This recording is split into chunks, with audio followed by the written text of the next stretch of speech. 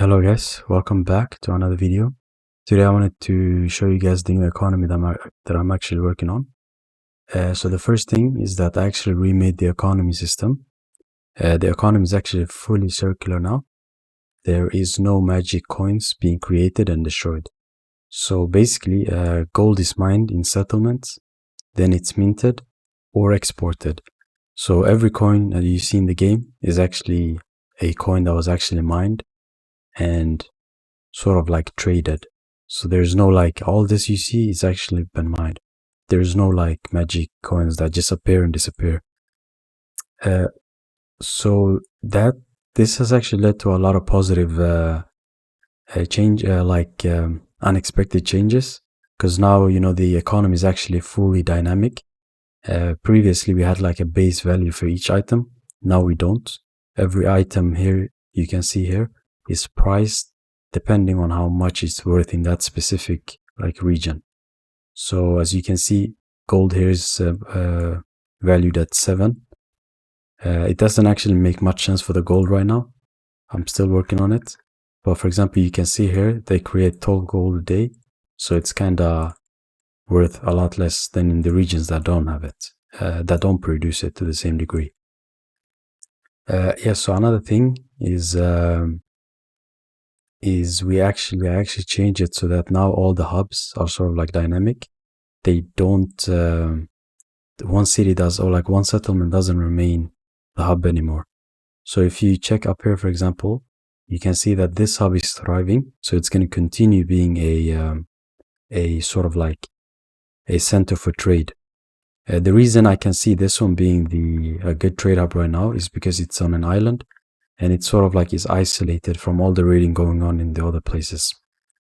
That's probably why this one is so rich and thriving so much. Also, the other sort of like cities that are trading here are also thriving because nobody can actually come and raid them. As you can see, they're kind of rich, right? Compared that to, for example, these mainland settlements, they're constantly getting raided, and they're also doing raiding. So they're actually kind of wasting their money, So if you check here, for example, these guys, someone tried to raid them, but they actually managed to repel them. So these guys here were also beaten off. But basically, places like this are going to be a lot richer because they have natural defenses when it comes to raiding. So as you can see, this one, for example, is really, a massive settlement. Like they're producing a lot of coal. Exporting a lot of coal, simply because nobody can actually raid them, right? Like it's much harder for people to raid them, so they're able to expand through trade. Another thing is I have divided every settlement into 3 stratas.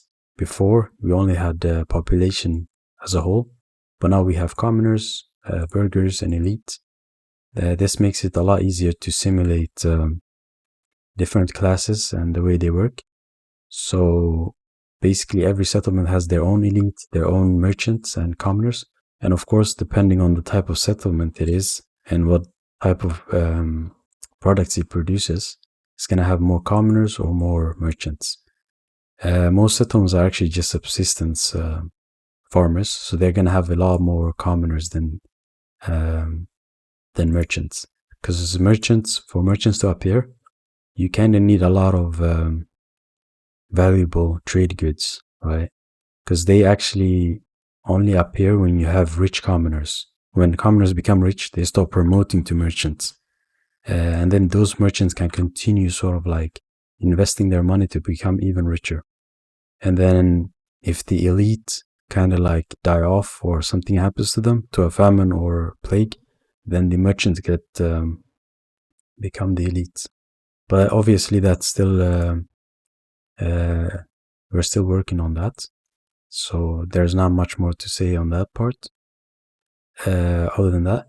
And then the last thing we actually have is the investment. So previously settlements would just trade between each other whatever they needed, but now the way it works is that settlements don't trade, but the merchants in settlements trade, right? So for example, if you click these guys, let's say the burghers here are they actually want or like they see a good trade, then they will invest their own money to make that trade happen, because then they get more money. Basically, these guys are just motivated by money. Whenever a trade goes through, they pay taxes to the elite, and then they pay the labor to the commoners. So the whole settlement gets a positive sort of like outcome whenever a good trade happens. So yeah, those are the main changes I have made so far. Still, obviously, we have a lot of things to fix, because like, for example, if you check you can see here, for example, right now the system with the whole trade is a bit unfair, because the elites are sort of like trading, they're trading in raw resources, but they're not getting taxed in any way. However, the burghers, whenever they make a trade, they have to pay taxes to these guys and labor to these guys. But the elite just keep hoarding everything. So I'm gonna fix that. It's just like something I forgot to fix. So from the previous system, where they were able to make the trade. But basically, in the future, elites are not going to be trading. They're only going to be getting money by taxing the commoners and the burghers.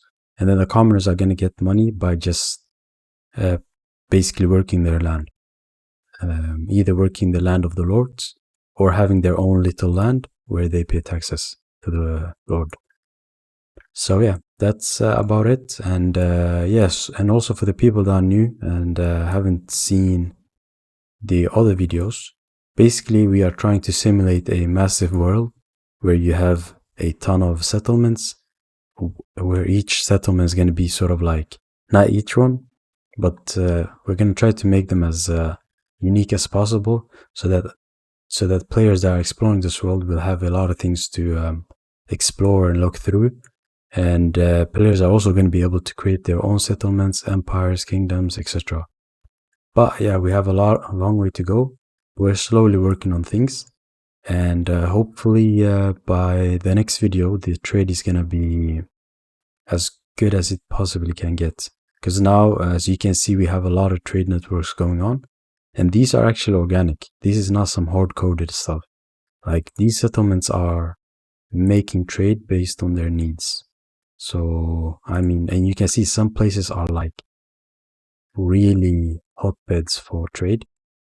And in the future, you can imagine you set up like an outpost up here or down here, and you build like a castle or a toll booth or something like that. You could be making a lot of money just by taxing the trade going through your land. I can imagine a place like this being where empires are created and destroyed, you know, because a lot of trade is coming from basically all directions. So if you genuinely had a settlement like this, you'd probably be amongst the richest people on the server. But yeah, we have a lot more things to work out, but hopefully I'm gonna give you guys more update in the future. And if you guys have any suggestions, please leave them in the comments, and I'll make sure to read and take in all your suggestions. Thank you so much for watching.